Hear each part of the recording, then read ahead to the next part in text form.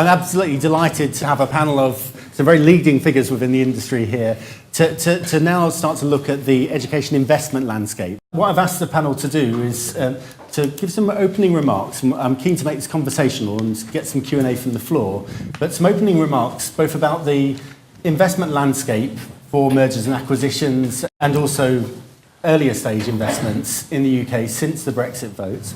But also, very importantly, what companies can do, so how to navigate this market, because I'm sure there are many people in the audience that are thinking about this issue at the moment, how, following the Brexit vote, we can start to, we can still gain sufficient investment, both from UK investors, but also increasingly from overseas as well. And I'm very keen for our panel to offer some pointers about how companies can best go about doing that. So I'm going to introduce all the panellists, starting with Ian Koxvold over here, who will be known to many of you. He's the Head of Education Strategy at PwC. Before that was the Head of Education at Ken Eagle, and is one of the leading education management consultants in the UK. If there is any big deal going on in education, Ian will be all over it, and is very experienced in this field. So Ian, without further ado from me, please do let us know your thoughts on this topic. Thank you, Patrick. Sometimes small deals too. So Patrick asked us to speak about the M&A landscape and then the sort of product and process investment landscape, where you will be best off putting your time and effort over the next couple of years. And I think I'll start with the M&A space because it kind of orbits above us all. The Brexit vote didn't really have much of an impact on this space. There's no drying up of capital. So much of the capital that is seeking healthy businesses to invest in is based in London and isn't going to go away anytime soon. And there is massive interest in education and education technology and education services. Each month, at least one or two new investors come to me asking, how can they find and court the best businesses to buy in this space, and what do they have to do internally to make themselves, eligible or attractive as potential bidders or owners of these businesses. And there's, clearly that's based on the very strong global and national tailwinds behind education. I mean, the big challenge to those buying education businesses is often too much capital chasing too few opportunities, but I doubt that will worry many of you lot, since it tends to bid up the prices. The big challenges in finding the right businesses to buy are, almost always finding businesses with a sustainable management team and finding businesses that have a decent growth trajectory towards critical mass. And if I were to give you some advice on how to manage that environment, well, fine, you're going to be courted by lots of potential buyers. Manage those relationships over time and tell a story over time. It's a lot better than surprising people out of the box. But in terms of what story you're telling and what you're building, certainly you should be thinking very hard about your succession plan, especially if you're an owner-operator. And very many businesses come to the market without a good succession plan, and that's very difficult for many buyers. You should be spending 20% of your time looking at the sorts of products that are coming over the horizon, what's your future, rather than making sure you build out incrementally what's your current bread and butter. And almost always you should be thinking more about partnerships, because as a rule, commercial education businesses tend to underinvest in that. And then in terms of where you're building products and processes, well, I mean, there's opportunities everywhere, but I'll probably pick out three. In schools, anything that is selling aggregated, efficiency-focused services or software is a very good place to be right now.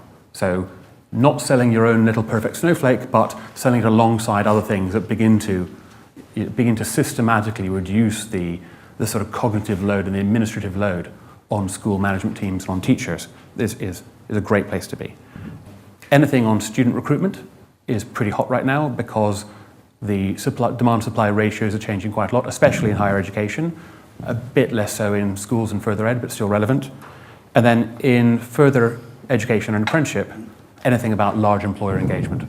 Even within a sector that's characterized by strong tailwinds, those are really interesting opportunities right now. At the start of every month, I receive this in my inbox, the assignment reports, which I have to say for me is pretty much a Bible when it comes to how companies are performing in the education sector and also, of course, any of the big deals that are being done alongside education investment as well. And I will talk about that shortly.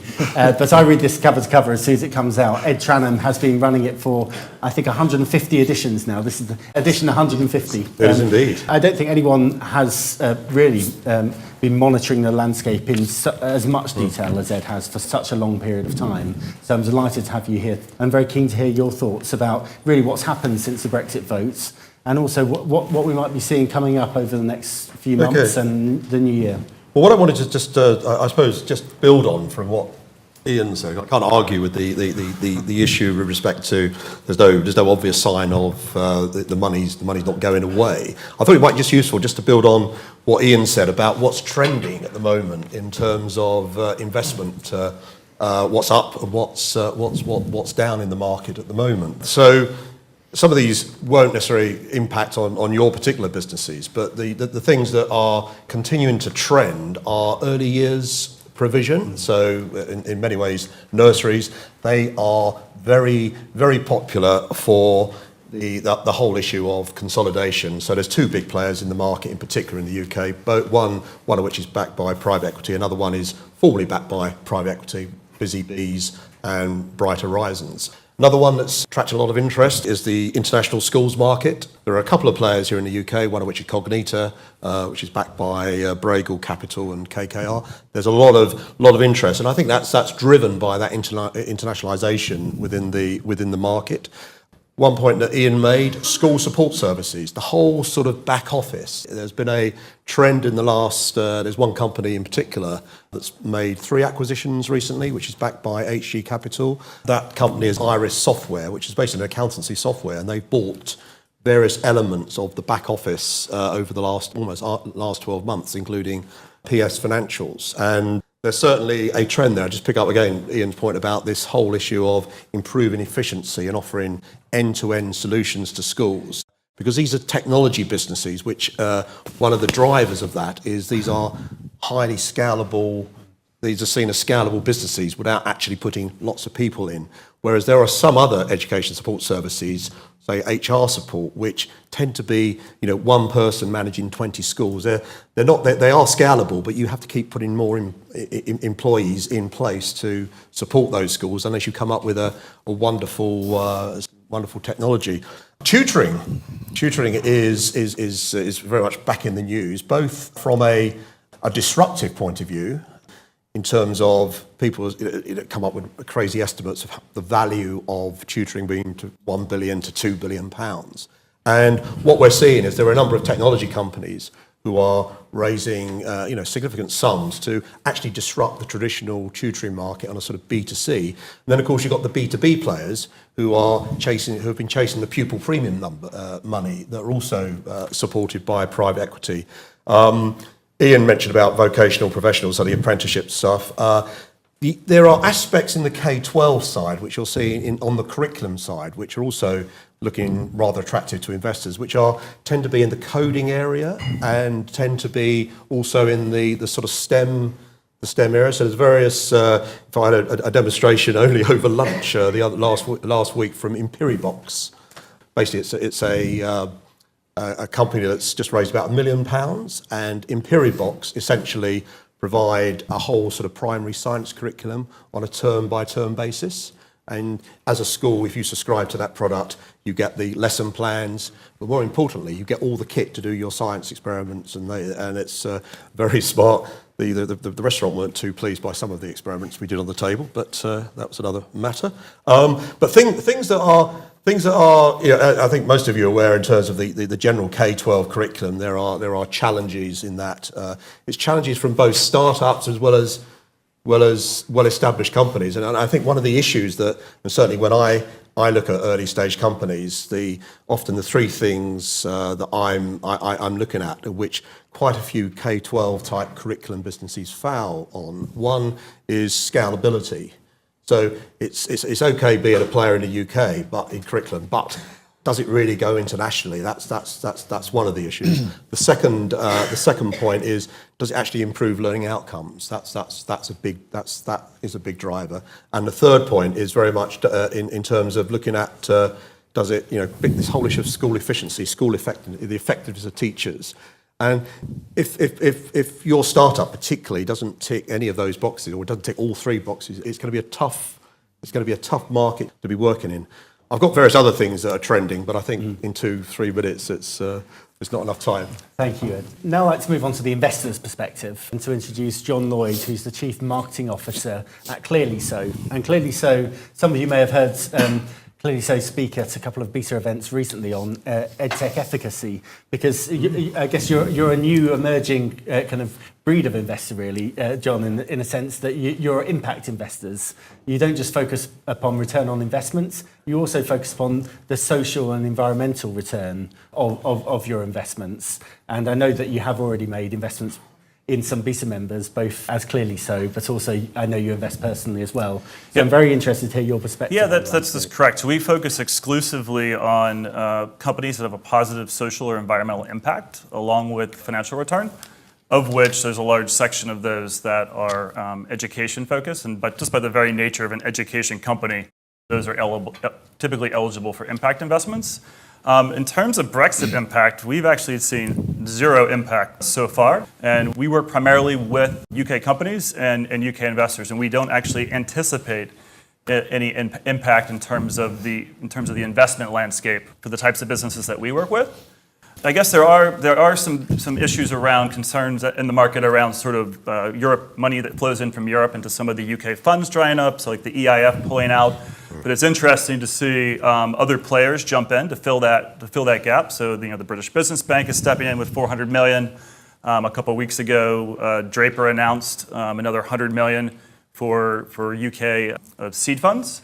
So I think as we get closer and closer to people figuring out what in the world's going to happen with Brexit, I think the other players will jump in to fill those gaps as they come up. In terms of concerns, what I am hearing, though, there is, in terms of some of the investee companies that I speak to, there is a increasing pressure on budgets. And as you know, the finance sector of London is a big revenue contributor to taxes and school budgets. So I think that is something that will play out further in the coming years. And then the other issue around Brexit I'm hearing a lot about is just workforce sort of issues, migration type issues. So especially for ed tech firms that are very dependent on knowledge workers and software engineers, there's a lot of concern about how they're going to be able to continue to find these talented individuals to build and sell their products. Thank you, John. Again, from the investor perspective, Lynn-Matern from Emerge Education. And Emerge is an investor in early stage startups in the UK. And in fact, I think you've actually, by volume, invested in more UK edtech companies than any other player. So yeah, I'm very interested to hear your perspective, particularly with that emphasis on the startups for the launchpads in the audience. That's right. We've invested in over 50 deals, and the majority of those have been in the UK, but we do invest in companies from all across the world and emerging markets too. Yeah, I think this question about Brexit has been asked a lot, and it is a really important and potentially consequential question. But kind of looking at the data, we've found something really surprising. So edtech against other sectors is down in terms of raising venture funding. So I'm not speaking about private equity or debt, just venture capital funding into high growth startups in the education technology space. Education is down against other sectors. But the UK against other nations, against the EU, against the US, is actually stable. And so that's really surprising, because that seems to say that the fact that edtech is down is actually not about Brexit, but about something completely different. So UK companies in edtech raised 100 million in 2015 and 50 million and 50 million in 16 and 17 respectively. And that's down in line with global edtech investment, which has come down from about $2.5 to $1.5 billion dollars. But UK companies or UK investment into edtech companies has been stable in comparison to the rest of Europe. UK investors account for about 50% of all investment into European education technology, and that's been the case for the last 3 years. There's been no change. And UK venture capital in general has been stable too, and is projected to be at about 4 billion this year, which is exactly the same as, or pretty much the same as last year and the year before. So the interesting conclusion from that is that Brexit cannot explain the current data we're seeing in edtech investment. And what the actual answer is about why that's happening, that's less clear. Maybe there's a global cool down in terms of appetite from investors in edtech, or venture capital investments in edtech, but that's less clear. But I do think that there is a medium-term concern around the availability of capital for education technology companies as a result of the Brexit vote. And John mentioned the EIF. So the EIF is the European Investment Fund, and it was founded in 1994, and over the last 5 years, it's accounted for between 20 and 33% of all venture capital funding available in the UK to the general technology sector. So this fund invests in venture capitalists that then invest in tech companies. And as a result of the Brexit vote, the EIF has frozen its funding into UK venture capital funds, which could be completely devastating over the next couple of years. And there's this uncertainty around this funding and uncertainty in general, which is causing other investors to also freeze their funding into new venture capital funds being raised in the UK. And this will have an impact unless it's dealt with by the government, both on tech in general and probably worsen the situation that is already actually declining in edtech. And so I think there's some uncertainty, but there are, as John says, signs that the government is stepping in to counteract this potential lack of funding from the EIF. Thank you, Jan. Next up, I'm particularly delighted to have Philip Walters here, who has a lot of experience on both sides of the fence, the investor side and also company side. And many of you will be familiar with Philip, I'm sure, from his time as CEO of Hodder, then chair of GL Education, of course, both BESA members. Philip left BESA membership for a short period of time to join the InvestCore Advisory Board. And InvestCore is one of the, I guess, most active investors in the UK education sector at the moment. And you've recently closed a deal with Impero. So you've now rejoined BESA membership, Philip, I believe, as a non-executive director of Impero. So we're delighted to have you back and are very keen to hear your thoughts on this issue. Thank you, Patrick. I thought that this afternoon I mainly look at this from a private equity point of view, which is sort of complementary to maybe what some of the other speakers have been talking about. I have been involved on the corporate side, and we haven't talked very much about corporate interest in acquisition, but I think I'll stick to private equity.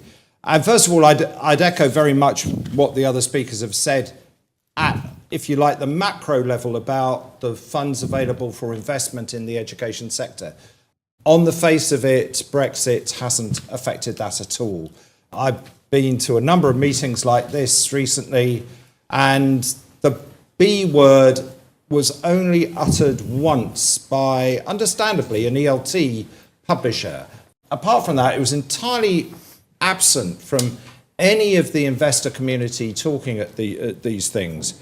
And I think that's for the reasons that's already been outlined by Ian.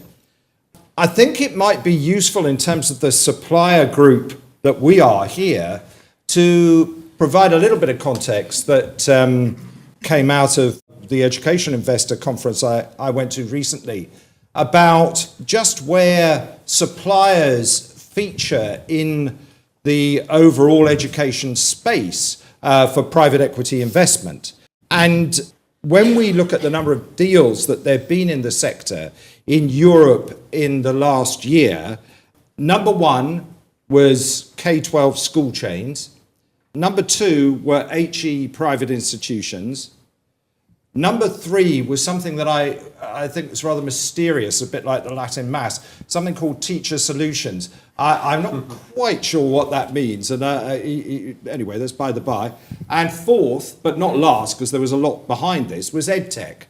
And when it came to the sort of tips for the future, and there'd been a poll of private equity done about this, there was some very eccentric stuff. Top of the list were German tutor groups, and it included more K-12 school chains, British private higher education, training for employability, and British nurseries. Worst in show went to apprentice-orientated companies, which slightly contradicts, although maybe it doesn't when you get into the detail of it, what's been sent before. Recruitment and US private HE, which there may be particular reasons for that. Coming back to what Ian said, the real anxiety in the community of private equity investor is that there's so much money chasing too few quality opportunities. And there's a constant worry now that the multiples of EBITDA that are being paid are getting into a different B word, into a bubble space. And that could be one of the reasons why prices may come down a bit. But there's a supply and demand thing here that's underlying it also, so who knows? So from a supplier point of view, how do you present yourself to private equity in a way that makes them consider you in the first place? For every 11 educational businesses that are presented to private equity firms, only one is ultimately purchased. That's quite an interesting statistic. It's really tough to get through the process. I think it's partly because many of our organisations are not big enough for traditional private equity in the end. They're used to writing cheques for a minimum of 50 million euros, and that can go up to well over a billion, depending on the particular fund of the particular private equity firm. So when you're looking particularly at ed tech, that's tricky because there ain't many ed tech firms yet that are worth anything like that. But I think maybe what you need to think about is looking at private equity firms that have within them a particular technology fund, because the technology fund is likely to be looking at businesses that are smaller. That's not to say they overlap with what you were just talking about. They don't. And I think maybe one of the reasons we talk about EdTech as though everything's a seed-funded company ongoingly, like it's today or maybe a little bit of yesterday. Actually, there are many EdTech companies, as you will know quite as well as me, that are now at least 15, if not 20 years old. They're not, given that the average life of any company is 35 years, they're relatively mature now. And private equity is beginning to be interested in those companies that have a significant growth in revenues, a steady growth in EBITDA. They must be making money. If you're still in the startup phase where you're losing money, forget about it. Private equity will not go near you.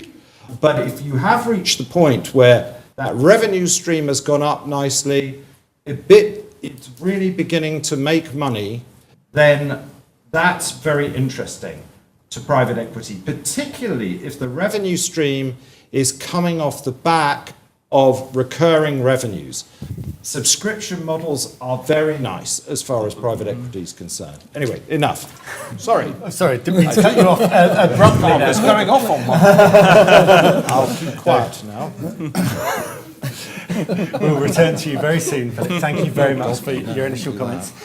One of my other favourite reads is Education Investor, and I'm absolutely delighted to have the brand new editor of Education Investor, and I believe this is your first outing, James. Not quite my first outing. It's been quite a busy week, actually. Okay, fair enough. One of James's first outings is to come here. Previously, James Croft was the Executive Director of the Centre for Education Economics, which, and you may correct me on this, I see as kind of like the Institute for Fiscal Studies for Education. So a leading think tank focusing on education economics. I think under your stewardship, the Education Investor will go from strength to strength. So over to you, James. Thank you very much. I rather anticipated coming out today that some of my fellow panellists might visit some of the conclusions of the Education Investor Conference. So I haven't chosen to go into detail on the M&A and inward investment side, but just briefly to recapitulate the big story of investment, and then I want to sort of also touch again on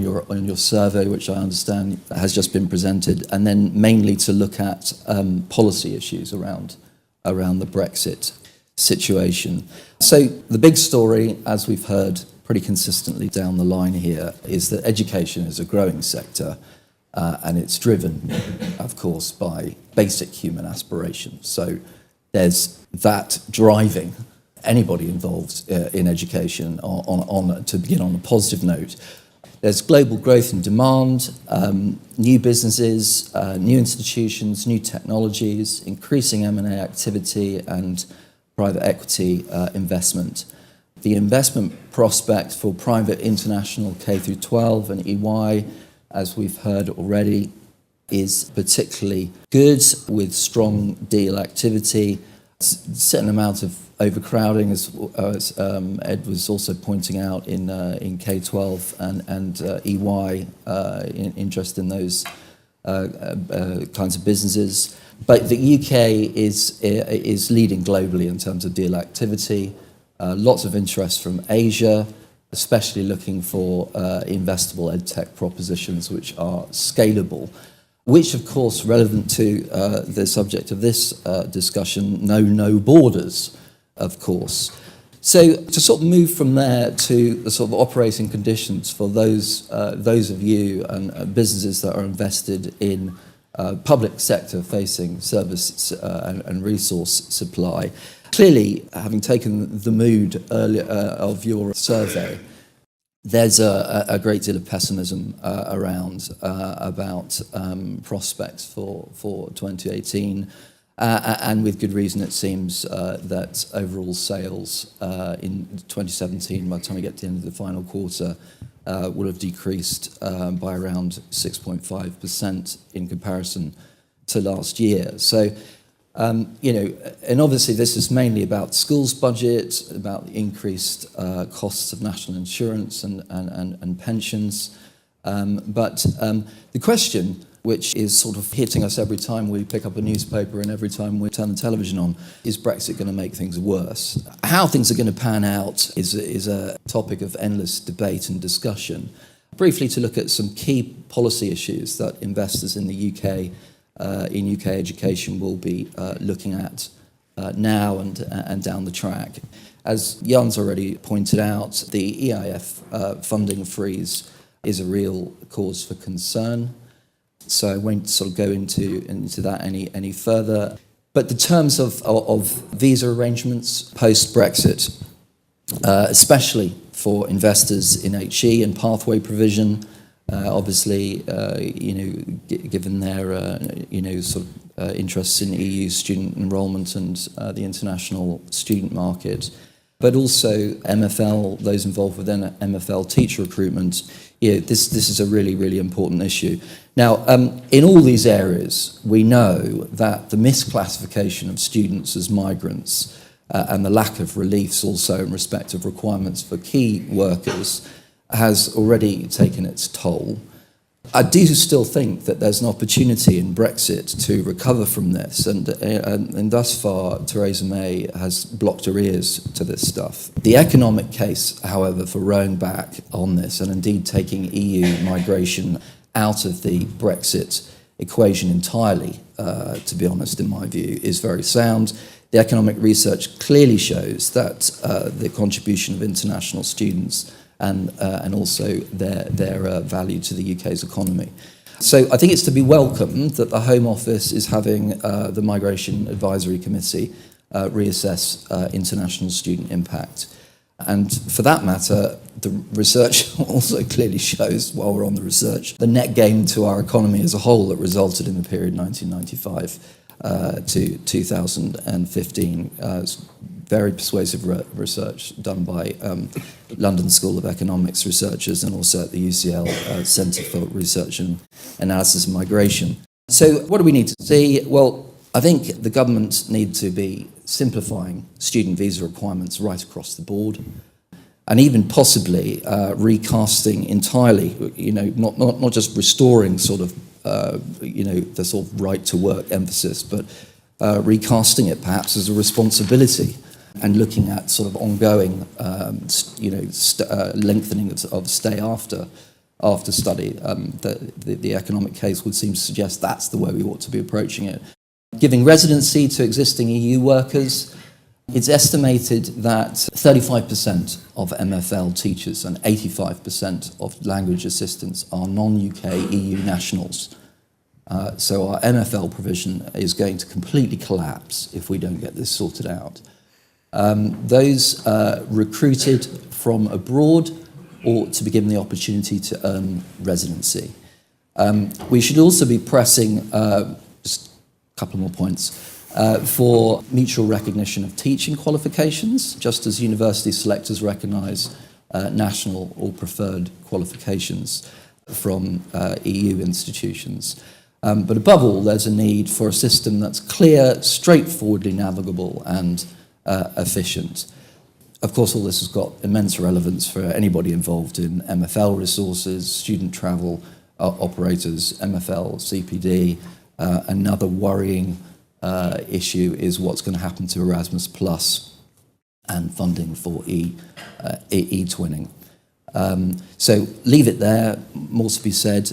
Just a final point. Broad brushstroke, but there's an opportunity, I think, also going forward, and I think we really need to sort of step up to thinking about this. In a post-Brexit world, we're all going to need to become better ambassadors for our country. So in addition to MFL, we also need to be looking at citizenship and British values. Does existing curriculum provision do enough to promote identification with Europe, shared history, values, alliances and interests? So a thought on the end there. Thank you very much. If we could just thank all of our speakers just at this point.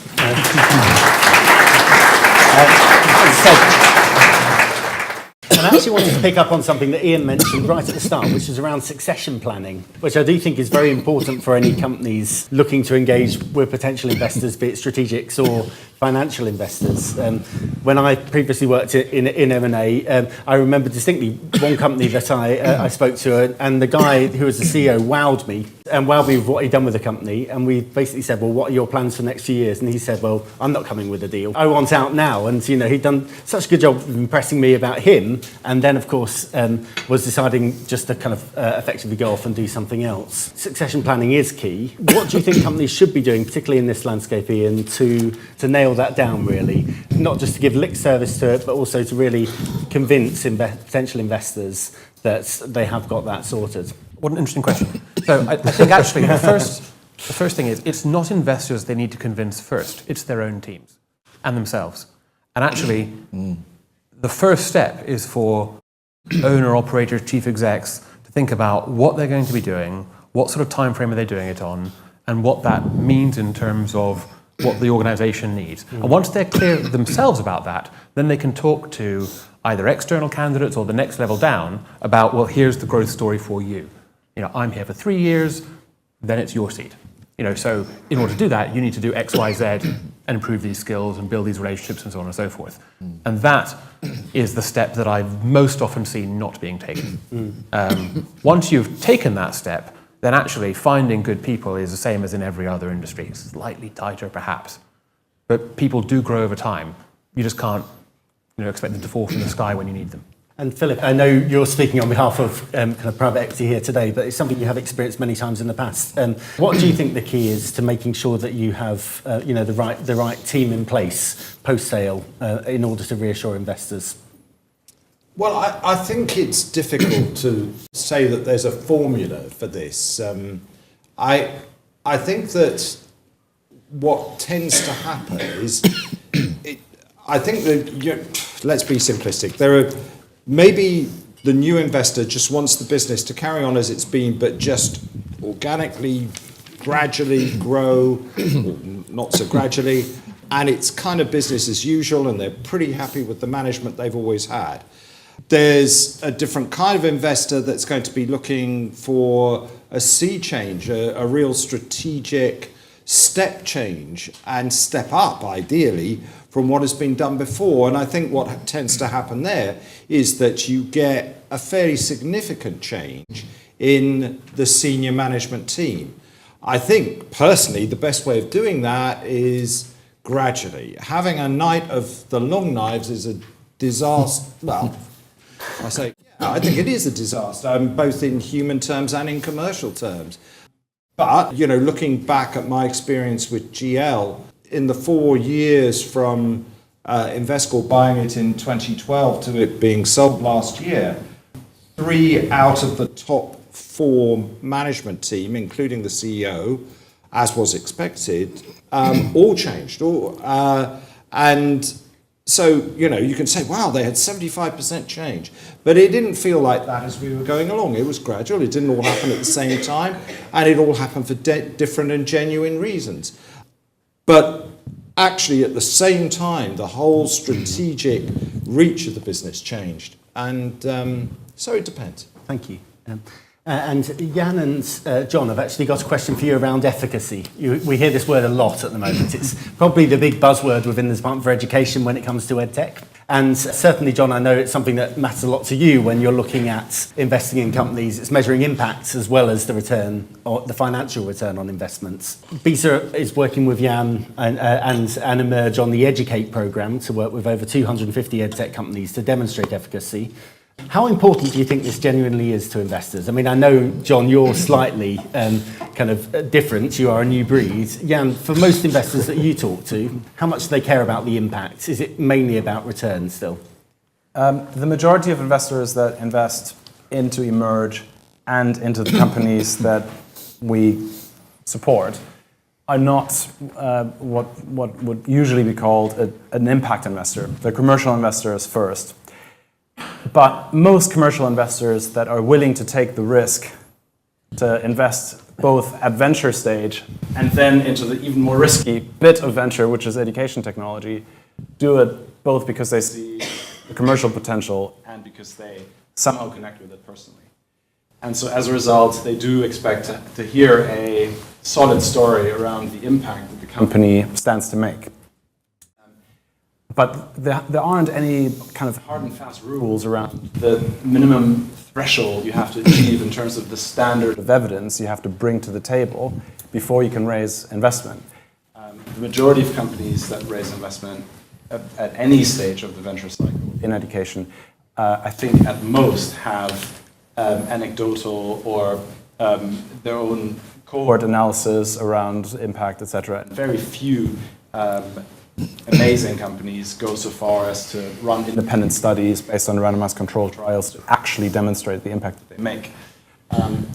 So I think from an investor perspective, unless you're going for impact investment, it is not crucial. I think what's crucial is demonstrating that your business model works, that you've got the ability to create value, and most importantly, that you've got the ability to sustain value at scale. So you have a business model that doesn't rely on simply going to schools and knocking on doors and selling to them, but that is somehow building a defensible moat that you can defend at scale.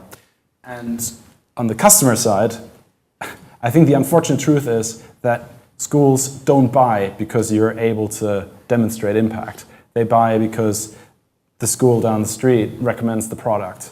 And I think there's interesting work to be done around educating the market on the common problems, the types of companies that are out there that are trying to tackle these common problems, and their relative efficacy in doing so. And I think whoever tackles that and does so successfully stands to actually also create an interesting business. Thank you, Jan. And John, if people were looking to get investment from an impact investor, what kind of things would you be asking for and looking to analyse before making that investment? Yeah, I was just going to say, so in our network, we actually have quite a diverse profile of the different types of investors and what they're looking for. So there are some that care about impact first, and they're willing to accept sub-market returns because they really care and they're passionate about a social or environmental cause.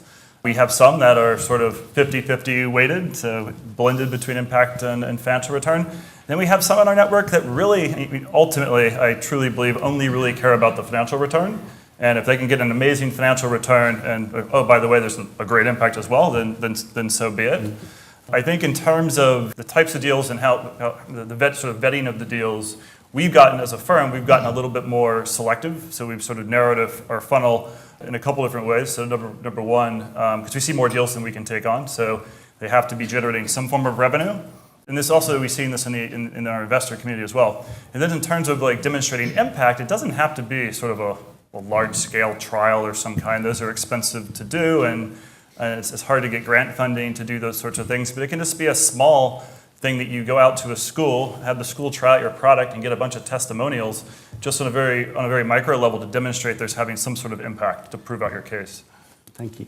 And then finally, for the assignment report and education investor, we've talked a lot about financial investment. We haven't, as I think Philip pointed out, talked so much around corporate M&A, so strategic investments, larger players making investments or acquisitions of other players. I guess, Ed, turning to you first, how are you seeing that over the last few years from a strategic M&A point of view? Well, I think what we're seeing is the strategy is very much about one aspect is consolidation. Yeah. So I mentioned early years, but this year we've already seen, for example, RM acquire Connect as a way as bringing essentially two educational suppliers, one in primary, which is predominantly in primary, which is RM, and Connect, or the consortium, as it's known, which is predominantly in the secondary space. So that's very much a consolidation opportunity. And I think part of that is driven by the sort of market conditions as well as an opportunity. I think RM have said publicly that they're looking to take £2 million out of the combined business. So there are those things we're seeing across the sector. Plus, we're also, as I say, the other thing is a lot of it is driven equally by the fact that there are a lot of corporates out there that are actually owned by private equity, and often you sort of forget about that when they're constructing the deals.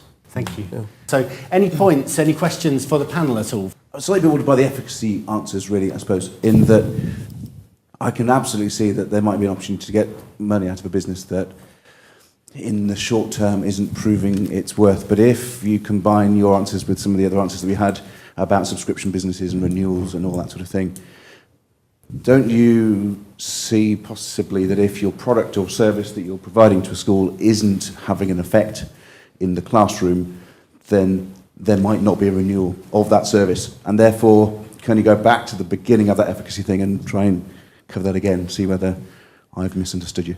Ian? So yes, of course, fundamentally, when you look at efficacy and the rising importance of efficacy, I think there's two things going on. And one you've got to bear in mind is that schools and teachers don't just buy products to make their kids learn more. They also buy products. In fact, often they buy products more to make their jobs easier. Workload is a terrible problem in schools, and if you don't get under control, it causes people to leave, and that actually sets back learning a lot if you have too high staff turn. So that's one thing. The second thing is that if you go back 5 years, 2 years maybe, it was basically impossible to tell what was good and what was not. I mean, I've seen a bunch of education transactions where the buyers have hired an expert from a university to go in and say, yes, is this good or bad? I would say at least 9 out of every 10 of those reports have said this is great, and they've all used different methodologies, and it was impossible to actually work out if it really was or not. So at that point, what was important to investors was, are the customers happy? And so they got people like us who don't really know about teaching to just go and ask all the customers, are you happy? And if they were happy and they were planning to keep buying the product, that was great. That was enough to get an investment off the blogs. If you have a standardized way of assessing efficacy, and that is coming, that's going to become much more important, because no matter that a school down the road recommends it, no one wants to have a product in their school that scores at the bottom of the Times League table of school software products. And that's just going to make everyone look silly. So that's what's going to make the difference. Not products having more efficacy, it's schools and investors having more visibility into that. James, you want to start? Yeah, I do think it's probably going to be rising and only rising further in importance. To my mind, policy-wise, we've gone through a paradigm shift on the issue of things like, what makes an Ofsted judgment valid, the big questions. How do we know when interventions are succeeding or not? And there's been a lot of investment over the last few years by government in the apparatus to support efficacy, establishing what actually is working, what isn't. You think of the EEF, and it's being embedded and taken up now in lots of different ways. So it's embedded like it's never been before in the whole suite of new the framework for the suite of new leadership qualifications that are being developed. Sort of research. Literacy engagement and deployment has gone from an optional module in the old qualifications framework to a requirement right across the board, on a number of different aspects of the curriculum for that. And and Ofsted are definitely moving in that direction. So I do think that investing without a view to really thinking through at least how you're going to do that in the future is short-sighted. Thank you. In the UK. We've got a question from G. Lee there. Hi. From an investor's point of view, obviously you want to see data products can quickly reach lots of end users and have a quick turnaround. So my question is, what's your view on services companies? So obviously service companies are providing support. For example, they won't be growing as fast as we have a product.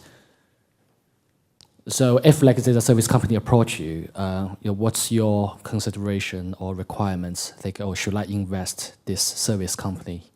One of the things is, in many ways, your sort of criteria about what you're investing in, and behind that, the drivers of the business. So, if you're looking at a service business that actually has and I think Jan pointed this out, and you've got a subscription model, that's very important in most investment cases. If you've got a better chance of that than you have if you've got a sort of one-off type sale. So that's one thing. Secondly, I think with services, it's about the competition. Are you looking for that investment as a way of? And I was talking earlier about, for example, Iris software. It's seeing that there's some service opportunities, or at least a back office type support services that you can bring together to offer a sort of end-to-end solution. So I think it really depends on what your sort of proposition is to the investor.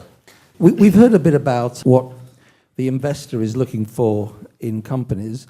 What should the company be looking for in the investor?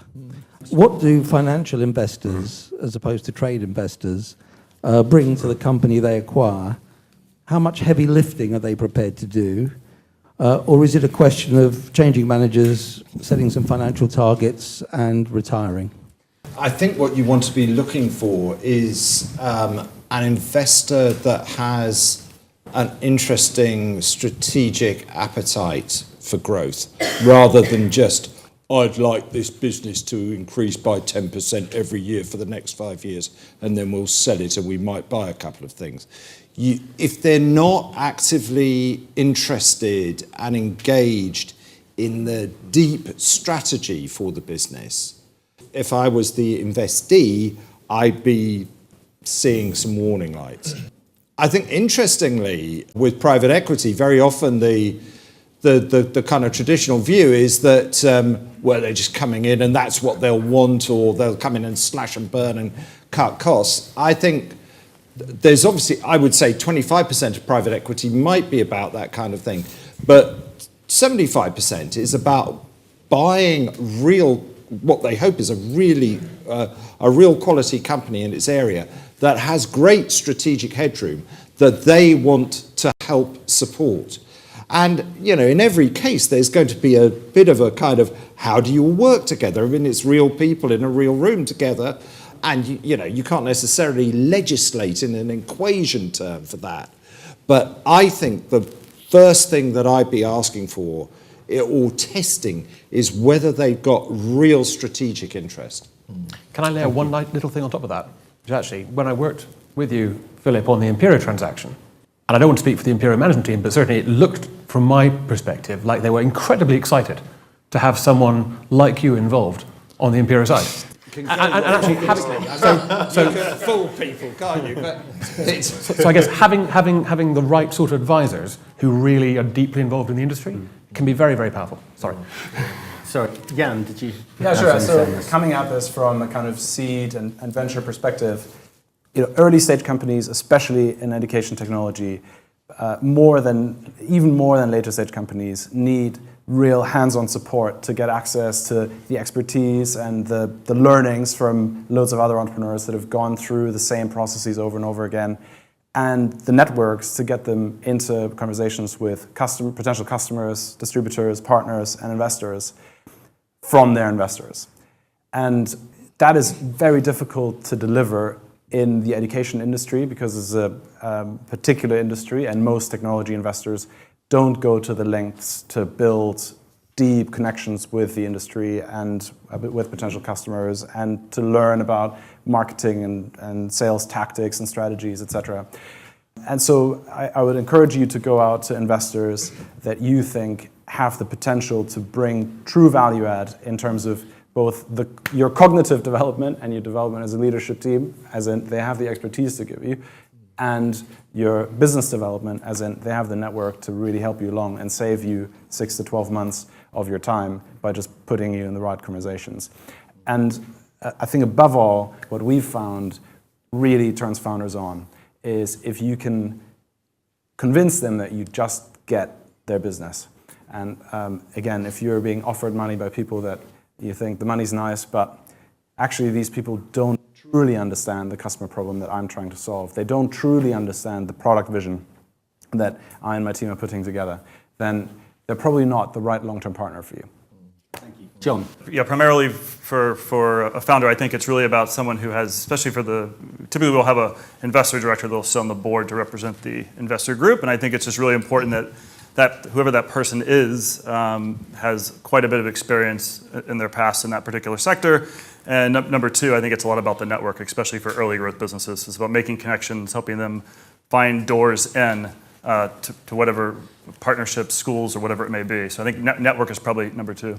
I think we've got just a couple of minutes left, and so I'd like to just go to each of you in turn. The point that James made, actually, that yes, we have seen the Brexit votes, but actually Brexit is still to come, and a lot of investors are aware of that, and certainly from outside of the UK in particular, there is a bit of a nervousness around what is due to happen.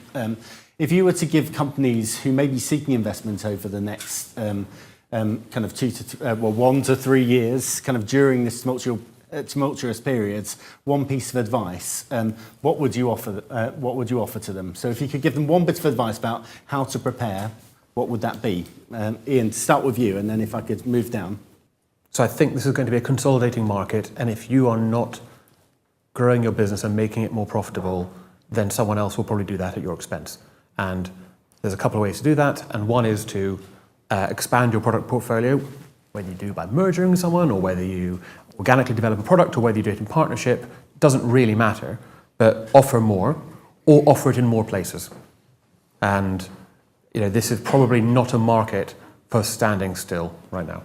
Thank you. Ed? I would look at what are the international opportunities. I think one of the issues for a lot of businesses in the sector is we are still too UK focused, and if we are not UK focused, it's probably looking at Australia or odd bits of the Commonwealth. It's I almost said other odd bits of the Commonwealth, but I think it's where you can grow where you can grow your business internationally. That's where I think that's where you're going to see the opportunities in the probably the medium term. Thank you very much. Yeah. Yep, so I definitely think the scalability play, those will do much better in an increasingly competitive market. Also ones that are able to demonstrate some form of impact and prove out that it is adding value in the classroom. Thanks. Jan? I think the two opportunities that we see in education technology are, on the one hand, building platforms that build powerful moats on the basis of collecting valuable data about what works in education, or that build gates that act as gatekeepers to valuable bits of the value chain, or building niche skill providers that are targeting bits of education provision that the formal sector isn't sufficiently targeting. I think it's going to get harder to raise money, so it's important to do more with less, because you'll need to achieve more before you can raise a Series A, and to diversify your investor base and start building relationships with investors outside the UK. Thank you. Philip? If you're looking to sell your business, work all that's been said here into your own felt and true, coherent, strategic plan, so that you need to do that yourself when you're thinking of selling, but before you've decided to do it. If you can't convince yourself there's a story going forward that's really interesting and exciting, you really won't be able to convince anybody else. So I think it's critical you do that before you decide to sell. Thank you. Thanks. Yeah, I just add, be well prepared. Be investment ready. I mean, it goes without saying, but get consultancy input from people that can help you present and market your investment proposition, and expect the diligence to take time. That's the one thing that Brexit does mean. It takes a little longer than it might do otherwise. Thank you, James. If we could thank all of our panellists for a very interesting discussion.